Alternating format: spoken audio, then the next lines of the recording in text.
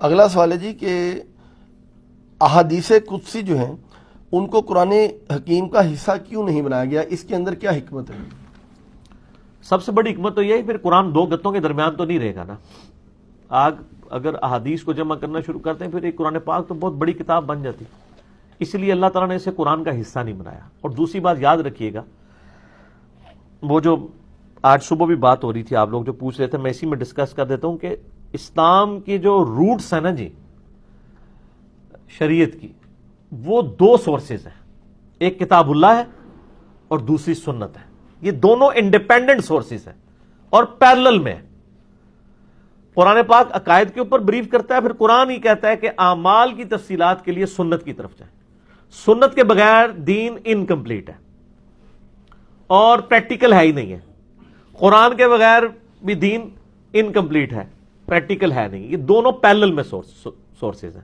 اسی لیے ہے نا کہ من یطع الرسول فقد اطاع اللہ، جس نے رسول اللہ کی اطاعت کی اس نے اللہ کی اطاعت کی. تو نبی علیہ السلام خود سراپا ہدایت بن کے آئے تھے. اب قرآن پاک میں نماز کا طریقہ نہیں آپ کو ملے گا، اس لیے کہ قرآن پاک کا عقیدہ ٹاپک ہے. یہ قرآن کی کوئی کمزوری نہیں ہے. یہ اکثر لوگ وہ حجت حدیث پہ بات کرتے ہیں، خصوصاً اہل حدیث علماء کو میں نے دیکھا ہے، وہ بعض اوقات قرآن کی بھی توہین کر جاتے ہیں. ایسا نہیں کرنا چاہیے. قرآن کا ٹاپک نہیں ہے یار. آپ یہ کیوں کہتے ہیں قرآن میں نماز کا طریقہ نہیں ہے، یہ نکالیں جی. قرآن پاک اپنی جگہ پرفیکٹ ہے، عقیدہ اس کا ٹاپک ہے. حدیث اپنی جگہ پرفیکٹ ہے، سنت اسی کی ماڈرن فارم حدیث، کہ اس میں اللہ تعالیٰ نے نبی علیہ السلام کو پیرلل میں چیزیں سکھائی. اور قرآن پاک اس بات کا ثبوت ہے. سورہ احقاف میں آتا ہے نا، ایتونی بکتاب من قبل ھذا او اثارۃ من علم ان کنتم صادقین. اے نبی، اگر آپ سے بحث کرتے ہیں اور آپ کی کتاب کو نہیں مانتے، ان سے کہیں چلو میری کتاب کو تو چھوڑو، تمہارے پاس کوئی کتاب ہے اللہ کی وہ لے آؤ، یا نبیوں کے آثار آ رہے ہوں وہ لے آؤ، ان سے مجھ سے بحث کرو. اس کا مطلب ہے قرآن خود مانتا ہے کہ دین کے دو سورسز ہیں، کتاب اللہ اور آثار انبیاء. آثار انبیاء حدیث ہوتی ہے. ہاں، ہماری فقہ کی ٹرم میں ہم آثار جو ہے صحابہ اور تابعین کے اقوال کو اور ان کے اعمال کو کہتے ہیں. یہ جو فلاں صحابی کا اثر ہے، اور وہ بھی حدیث ہی ہوتی ہے، حدیث موقوف ہوتی ہے. تو آثار انبیاء کے یہ سورۃ الاحقاف کی آیت نمبر 4 ہے، اور قرآن، یہ دونوں انڈیپینڈنٹ سورسز ہیں. اب کئی چیزیں جیسے قرآن پاک میں آیا ہے سورہ نساء میں کہ ہم نے تمہیں مکے میں حکم دیا تھا کفوا ایدیکم، اپنے ہاتھوں کو بندھا رکھنا ہے، کافروں کے خلاف نہیں اٹھانا. مکے میں حکم تھا اگر آپ کے ساتھ کوئی آپ کو مارتا بھی ہے تو مار کھا لینی ہے، جو ابھی وار نہیں کرنا اور بھاگنا بھی نہیں ہے، تاکہ مسلمانوں کا روب کافروں پر رہے. تو اسی لیے دیکھیں، ورنہ حضرت بلال کو جب لٹا رہے تھے تو بھاگ جاتے ہیں نا. پہلے ہی حکم ہی نہیں تھا بھاگنے کا، حکم تھا مار کھانی ہے. یہ حکم قرآن میں کہیں نہیں آیا، وہ نبی علیہ السلام کو وحی خفی کے ذریعے بتایا گیا تھا. ٹھیک ہے، کئی ایک احکامات ہیں جو نبی علیہ السلام کو وحی خفی کے ذریعے اللہ نے بتائے ہیں، وہ قرآن کا حصہ نہیں ہے، کیونکہ اللہ نے ان کو کلام بنایا نہیں اس اعتبار سے، اگرچہ وہ وحی ہیں. اسی لیے کہا جاتا ہے وحی مطلوب اور غیر مطلوب. وہ وحی جس کی تلاوت کی جاتی ہے وہ قرآن ہے، اور وحی غیر مطلوب کیا ہے؟ سنت یا صحیح الاسناد حدیث. انہی میں حدیث قدسی بھی آتی ہے. حدیث قدسی میں بھی اللہ تعالیٰ، کئی حدیث بخاری مسلم میں حدیث قدسی موجود ہے،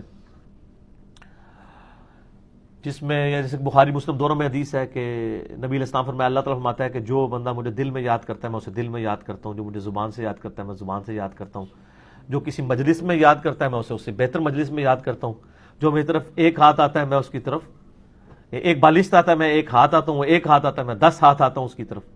ٹھیک ہے نا جی. تو یہ اللہ تعالیٰ کا کلام ہے، بیان کون کر رہا ہے؟ نبی علیہ السلام. قرآن میں موجود نہیں ہے، لیکن یہ صحیح بخاری مسلم دونوں میں موجود ہے. تو ہم اسے دیکھیں، اسی لیے حدیث قدسی بول رہے ہوتے ہیں، اگرچہ اللہ کا کلام ہوتا ہے.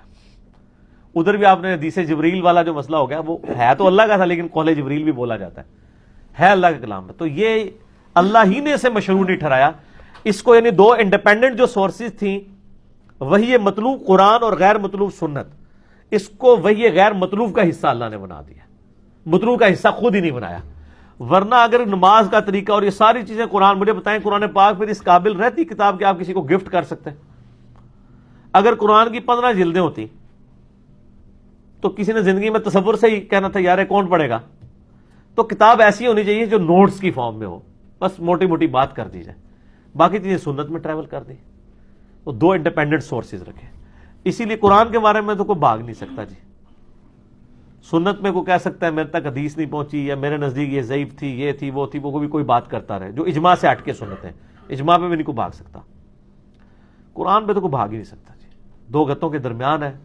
اسی لیے دیکھیں اللہ کے فضل سے ہم لوگوں کو جب عقیدہ بتاتے ہیں نا تو ہم قرآن کو بنیاد رکھتے ہیں، حدیث کو ہم صرف ایک سمجھ لیں ایک سپورٹو پیش کرتے ہیں، کیونکہ ہمیں پتہ ہے کہ جن لوگوں نے قرآن کے خلاف عقیدے بنائے ہوئے ہیں انہوں نے حدیثوں کی بنیاد پہ بنائے ہوئے ہیں، کیونکہ حدیثوں میں اسلام کے خلاف بہت بڑی سازش ہوئی ہے کہ حدیثیں جعلی بھی گڑھی گئی ہیں۔ بخاری مسلم دونوں میں حدیث ہے، اور مسلم کی پہلی حدیث ہی مولا علیہ السلام سے یہی ہے کہ وہ شخص اپنا مقام دوزخ میں دیکھ لے جس نے میری طرف کوئی جھوٹی حدیث منسوب کی۔ یہ بات قرآن کے بارے میں تو نہیں ہے کہ جس نے قرآن کی جھوٹی آیت بنائی وہ دوزخ میں مقام دیکھ لے، حضور کو پتہ تھا قرآن میں کوئی مسئلہ نہیں ہوگا، مسئلہ حدیثوں میں ہی ہونا ہے، ہوا ہوا ہے، آج دیکھ لیں کس بڑے لیول کا مسئلہ ہوا ہوا ہے۔ اگر امام بخاری امام مسلم اس وقت یہ ورکنگ نہ کرتے تو آپ دیکھیں کس لیول کا طوفان آ جاتا، تو اللہ نے ان کو اٹھایا، اس کے باوجود اتنا طوفان آیا ہوا ہے کہ سنبھالا نہیں جا رہا، کہ بخاری مسلم جو چھاپ رہے ہیں نا وہی بخاری مسلم کے طریقے پہ نماز نہیں پڑھ رہے سارے، جو درس بخاری کر رہے ہیں، جو شیخ الحدیث دورہ بخاری کروا رہے ہیں، وہ خود بغیر رفع الیدین کے نماز پڑھتے ہیں۔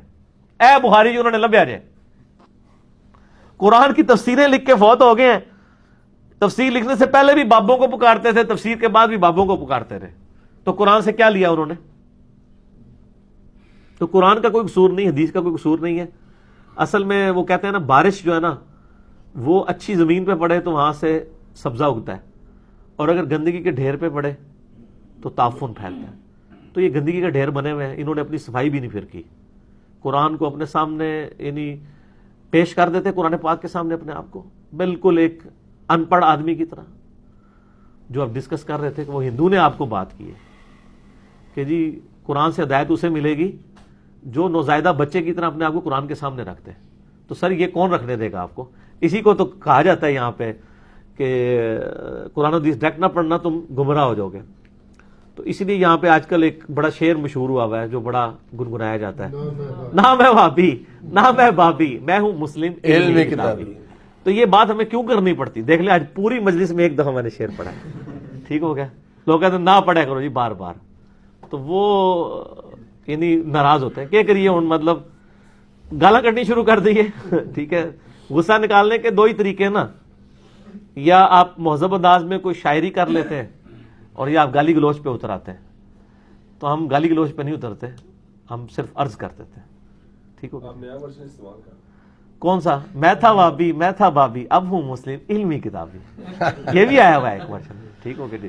اچھا، آپ نے تھوڑا سا وہ ہندو کی بات کی ہے، تو میں اس میں ضمناً اگر آپ کی اجازت ہو تو 1 منٹ کے لیے میں اس حوالے سے تھوڑی بات کرنا چاہ رہا ہوں کہ ستپال ان کا نام ہے اور انڈیا کے ایک علاقے فاضل کے میں وہ رہتے ہیں۔ تو انہوں نے کہا ہے کہ اگر آپ قرآن پاک کی تمام آیات میں سے چند آیات کو سلیکٹ کر کے اپنی غرض کا کوئی مطلب نکالیں تو اس دن آپ دنیا میں ایک نیا فرقہ لانچ کر رہے ہیں۔ یہ ہندو کی اپروچ، کیا بات ہے۔ اور اسی بندے نے یہ کہا تھا مجھے کہ اگر آپ قرآن پاک کے سامنے عالم بن کر بیٹھیں گے تو اس دن آپ گمراہ ہو جائیں گے اور قرآن سے کچھ حاصل نہیں کریں گے۔ اگر آپ نے قرآن سے ہمیشہ ہمیشہ کے لیے کچھ لینا ہے تو آپ کو چاہیے کہ آپ اس کے سامنے ایک نوزائیدہ بچہ بن کر بیٹھیں تاکہ قرآن ہر دفعہ آپ کو کچھ نہ کچھ نیا دے۔ بالکل صحیح ہے، لیکن یہ سارا بزرگ پرستی نے بیڑا غرق کیا نا جی۔